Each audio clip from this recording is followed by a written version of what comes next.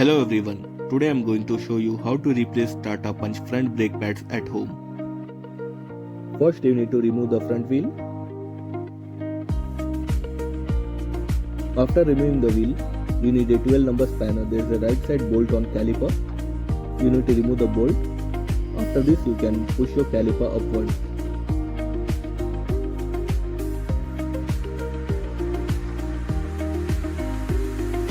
Now you need to push back caliper piston inside.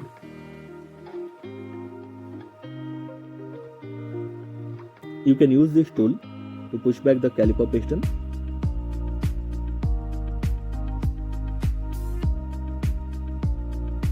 If you don't push it back, there won't be enough space to install new brake pads.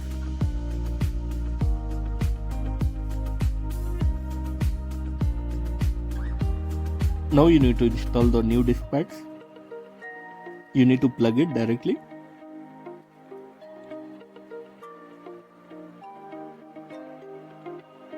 Now put down the caliper and install the 12 number bolt.